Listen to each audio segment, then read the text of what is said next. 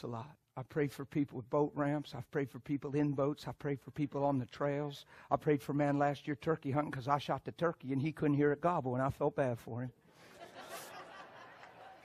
I said, this turkey went ahead, gave his life for the gospel. And you couldn't even hear his gobble. He down the trail. He said, well, that thing never gobbled. I said, never gobbled. He gobbled off his rocker. I thought he was going to go hoarse. And he said, what? He said, see, that's just my ears. Man, I just don't hear like I used to. He said, I'm going to have to quit turkey hunting soon. I think they're out here gobbling. I ain't even hearing them. I said, what? I said, listen, man, it's just you and me way back here 2 miles from our car. You got to let me pray for your ears. Huh? Don't say no, man, because I'd have tackled him. He was older than me. I could have took him. I forced him. Now, if it was you on that trail, buddy, I'd have had to get a kind yes from you.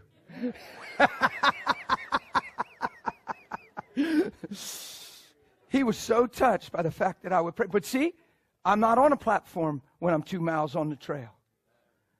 It's just me and him.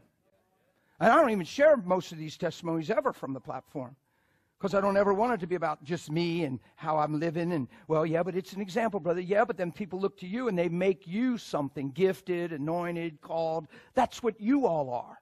That's what I'm up here for. My job is to empower you for the work of ministry and say, hey, we're all in, we're all gifted, we're all called, we're all anointed.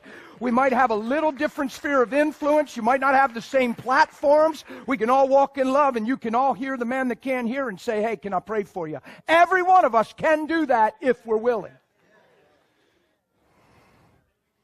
That man looked at me. He couldn't believe I would pray for him way out on that trail. He said, you pray? I said, listen, man, I'm going to be straight with you. You heard how quick I offered to pray for you? Jesus changed my life in 1995. And, dude, I ain't playing. He's real. I'm in camo on a trail 2 miles from my truck. And as soon as I heard you couldn't hear, what did I say? You said, can I pray? Because it's real. And I've seen God do stuff. Why don't we just get it on? Let me pray for you. He said, okay. It's bad we couldn't use the turkey to test because the turkey was dead. Yeah, I got my turkey.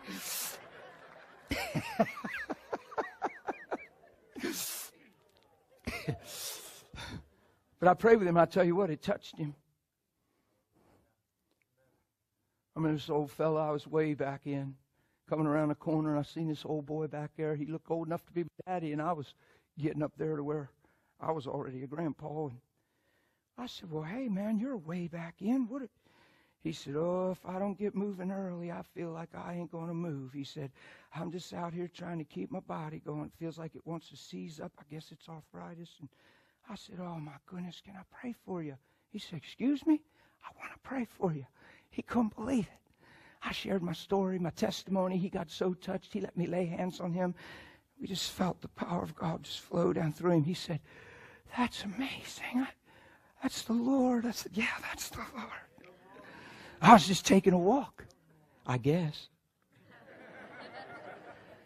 Why are you out there taking a walk when the whole world's going to hell? You should be out there evangelizing on the street with a bullhorn. Leave me alone. Leave me alone. Just taking a walk, enjoying my life in God. Man turns the corner.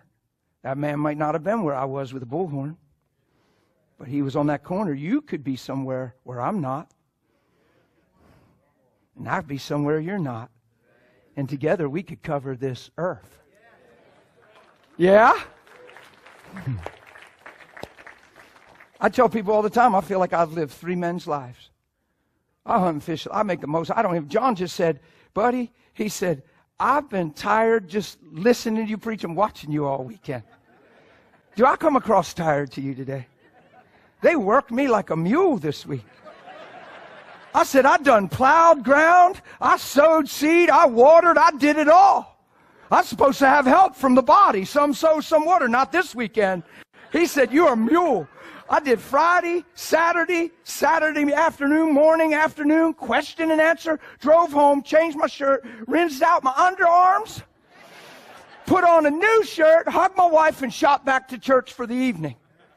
So wound up last night, I sat in the bed and laid in bed. When I looked at the clock, it was still 1 o'clock. I woke up at 5:02. I ain't been back to sleep since.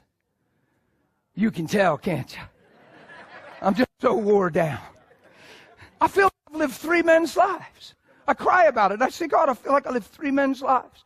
The enjoyment I've had in God's creation, the outdoors, the stuff I've accomplished in that, the success I've had, the things I've done, the time I've been given to do that, and in the midst of it, living Him all along the way. Never just hunting, never just fishing. You pump gas and you love on somebody on your way fishing. You're the Bass Pro. I could tell you a lot of stories from Bass Pro. I won't bother. I'm not going to minister.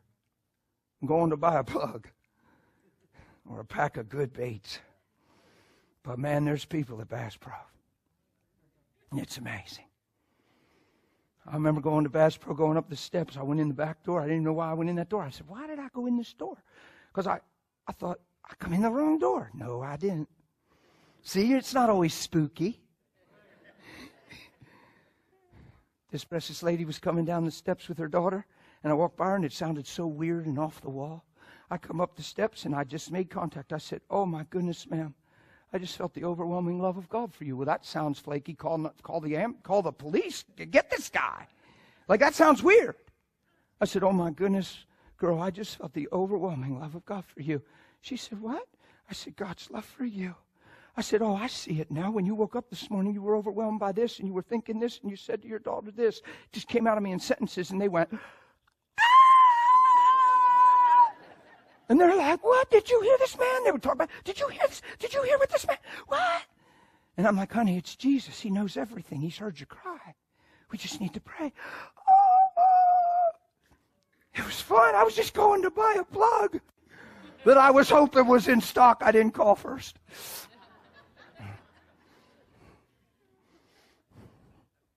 Feel like I've lived 3 men's lives.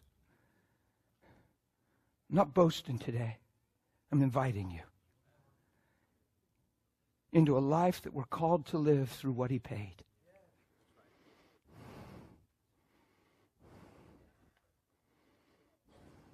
It's relational. You can't live what He paid for unless you have relationship with the Father. Because you got to be able to say, when you see me, you've seen Him.